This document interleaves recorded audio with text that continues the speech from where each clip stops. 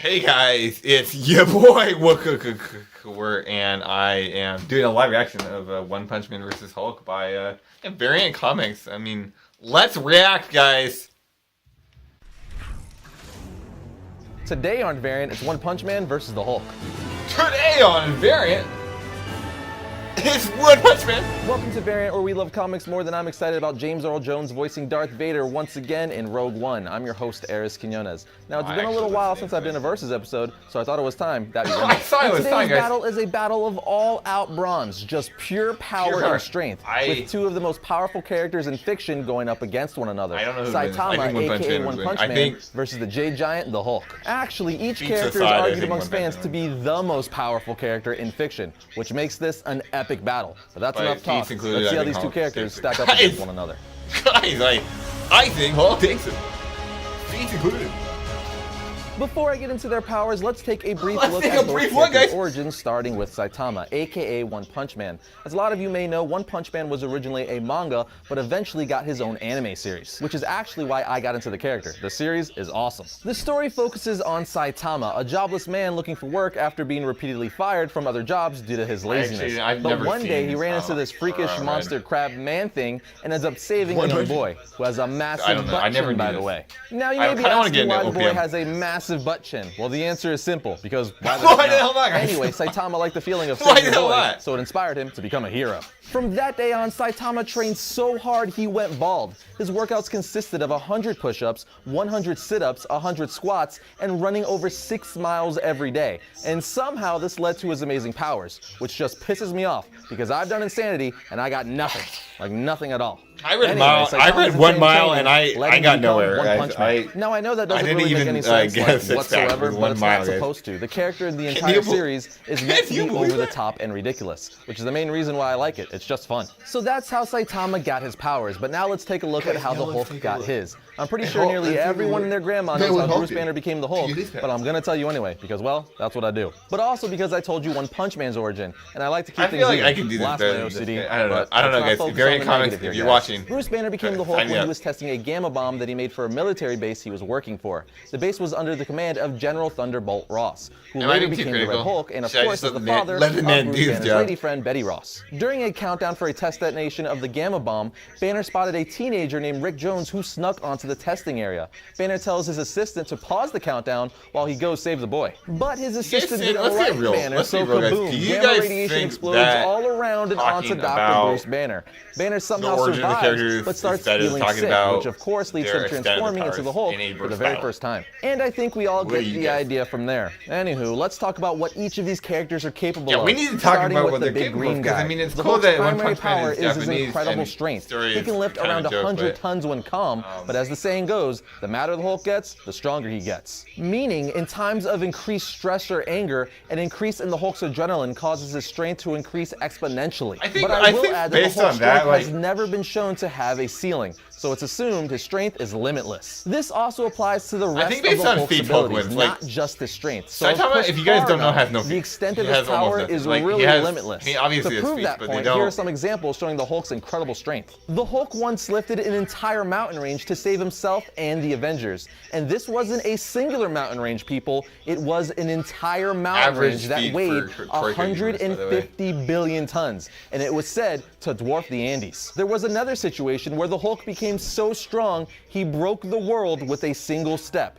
His one step, again, one step tore Manhattan apart and almost sank the entire East Coast. In yet another insane display, just the Hulk summoning his power destroyed half of the east side of Las Vegas. He hadn't even moved yet. That is absolutely insane, and just one of the reasons that he was dubbed World Breaker Hulk. The Hulk is so strong, he can travel miles in a single jump. He's even made it into the Earth's atmosphere with a single jump. The Hulk is also one of the best healing factors in the Marvel Universe. It's one of the fastest working healing factors as well. The only thing you could argue is that during a battle with Vector disintegrated like 90% of the Hulk's skin and body mass. But the Hulk still managed to knock Vector out and then regain all all of his body mass almost instantly. Like the Hulk has more powers and abilities, but I think you guys get the point. So let's move on to Saitama. Saitama's physical strength is well above the 100-ton range, but is also seemingly limitless. He's able to easily defeat extremely powerful monsters and villains with a single punch. But it should be noted his strength isn't limited to his punches. His punch is so ridiculously strong that most of his enemies just simply explode. See, that's the argument. Here comes the feet argument with Saitama. This is the classic argument any you other guys massive don't know. Structures with ease. Saitama once launched himself from the top of a building and blasted himself right through a meteor the size of a freaking city. When one of his opponents launched him from Earth to the moon,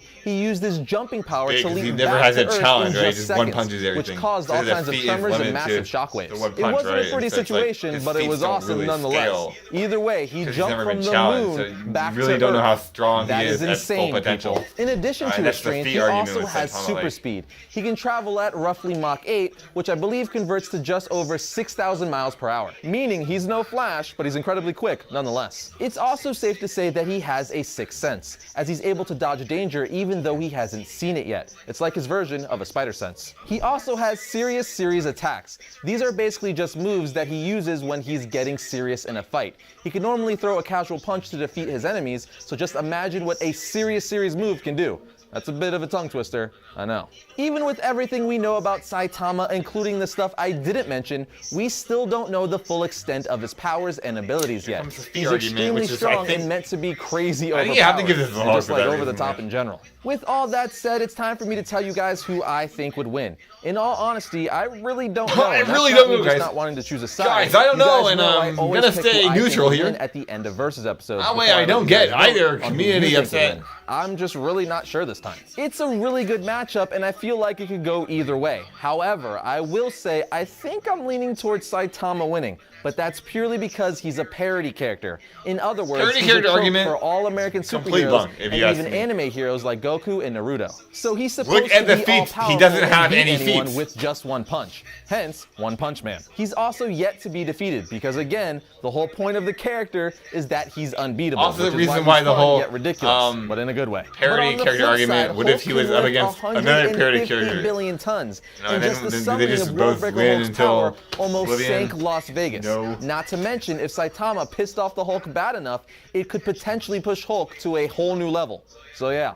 I'm really not sure. It's really kind of a toss-up. I feel like this matchup is like an unstoppable force meeting an immovable object. But either way, it's fun to talk about. Plus, Versus episodes aren't just about my opinion, they're about yours as well. So head over to our Facebook page where you can cast your vote on a poll posted there asking who you think would win in this fight. So go cast your vote, and we'll post who you guys decided the winner is in the description of next week's episode.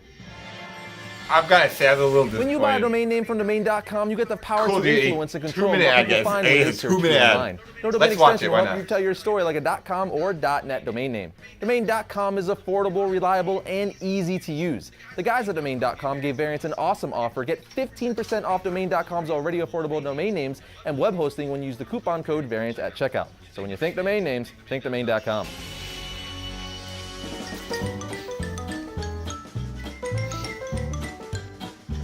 Did you know Namor the Submariner was the first superhuman character to fly in comic books? Most people think it was Superman, who first appeared in comics in 1938, but at the time he only had super strength, invulnerability, and could jump 1/8 of a mile. His ability to fly first showed up in his 1940s radio series and then officially in comics in 1941. Submariner, however, in Marvel Comics 1 in 1939 was able to fly, beating the Man of Steel by 2 years. Now some people might want to argue that in some of these panels he's leaping, but in others it's pretty safe to assume that he's full on flying. I mean, what else are those wings on his ankles for? Why am I watching? Did you guys quit with the video also? First up for Wednesday, June 29th, we have Teen Titans Annual Issue 2.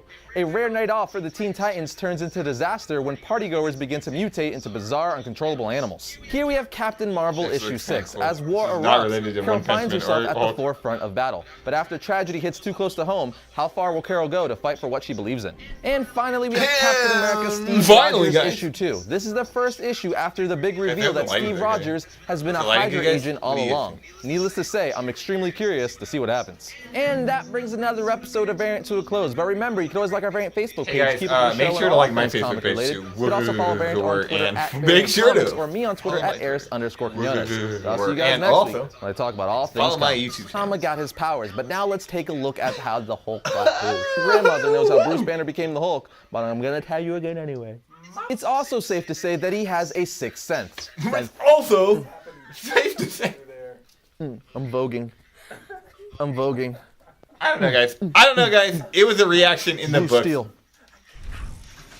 A lot of ads, a lot of bad content, no decision, and half of it was like origin stories. I personally am not interested in origin stories in a versus battle. Plus, the parody character argument is a non-argument. But it's a good battle nonetheless. I think Hulk vs. One Punch Man is actually an interesting battle because both of the characters, you can kind of argue what is their limits, what could stop them. Plus, they are mostly just hit each other, characters. So they would be an interesting battle. So it's a good matchup. Unfortunately, I thought this video was a bit disappointing. I'm not gonna lie. Anyway, guys, I'm Pizza here. I've already shouted out my social media.